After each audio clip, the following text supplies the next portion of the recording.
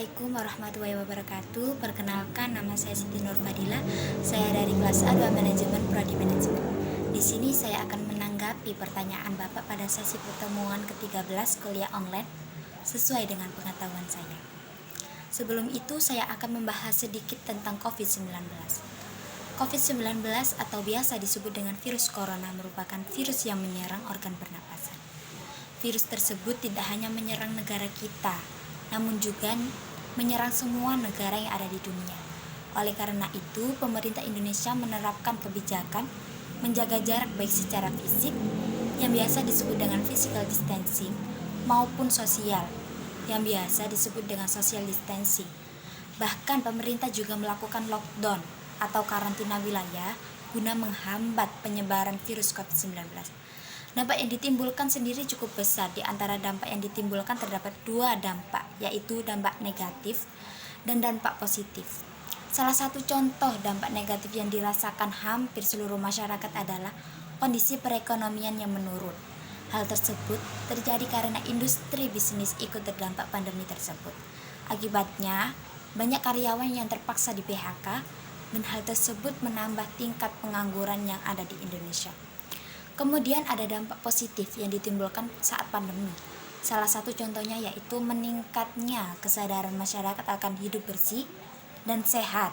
Karena pada saat pandemi, kita harus meningkatkan imunitas tubuh kita. Lalu, bagaimana cara kita memaknai kondisi pandemi COVID-19 yang ditimbulkan oleh kalangan millennials? Kalangan milenial sendiri merupakan kalangan yang lahir antara tahun 1980-an sampai tahun 2000-an. Mereka memiliki sifat yang terlalu menganggap enteng suatu masalah. Hal tersebut juga berlaku pada saat pandemi COVID-19 ini. Tentunya hal tersebut tidak dibenarkan karena bisa saja mereka membahayakan kesehatan mereka sendiri, bahkan kesehatan orang lain. Mereka menganggap diri mereka kebal akan virus tersebut karena usia yang masih muda. Namun, kenyataannya yang ada di lapangan berbeda. Virus COVID-19 menyerang tidak mengenal usia. Dan nyatanya banyak anak muda yang terinfeksi akibat terlalu abai akan pandemi tersebut. Namun di sisi lain, generasi millennials dikenal sangat mahir dalam bidang teknologi, tingkat kreativitas yang tinggi, bersikap optimis, serta mampu beradaptasi dengan mudah. Sehingga hal tersebut dapat dimanfaatkan sebaik mungkin untuk mengambil sebuah peran penting di tengah ancaman COVID-19 dengan cara mengedukasi bahwa pentingnya melakukan 3M, yaitu memakai masker, rajin mencuci tangan, serta menjaga jarak dari kerumunan. Kegiatan tersebut dapat disebarkan ke semua orang dengan memanfaatkan media sosial. Meskipun terlihat sepele, namun hal tersebut dapat menginfluence seseorang untuk melakukan hal yang sama. Lantas, bagaimanakah bentuk implementasi nilai-nilai spiritualitas yang perlu ditingkatkan dalam keterkaitan antara gerakan 3M dengan meningkatkan imunitas dan keimanan dengan menghadapi COVID-19? Yang pertama adalah hubungan manusia dengan Tuhan. Pada saat pandemi seperti sekarang, kita tentunya memiliki lebih banyak waktu untuk di rumah.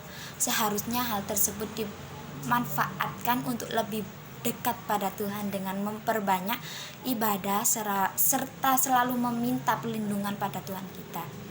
Yang kedua adalah hubungan manusia dengan manusia. Mengingat pada masa pandemi seperti sekarang, kita harus mematuhi protokol kesehatan, yaitu dengan cara 3M.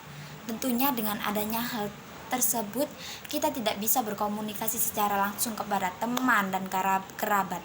Namun hal tersebut tidak bisa dijadikan alasan untuk memutus tali silaturahmi. Kita bisa berkomunikasi melalui media sosial dengan selalu mengingatkan kepada teman maupun kerabat untuk pentingnya mematuhi protokol kesehatan dan melakukan gaya hidup sehat, yang tentunya hal tersebut diharapkan dapat meminimalisir terjadinya penularan virus COVID-19. Dan yang ketiga adalah pemaknaan diri manusia dengan individu dirinya sendiri, yaitu dengan menjadikan agama sebagai upaya kita untuk mendekatkan diri kepada Tuhan. Dan ingat, kita harus menerapkan gaya hidup sehat guna meningkatkan imunitas tubuh kita agar terhindar dari ancaman virus COVID-19. Sekian dari saya, bila ada salah kata saya mohon maaf. Saya akhiri, wassalamualaikum warahmatullahi wabarakatuh.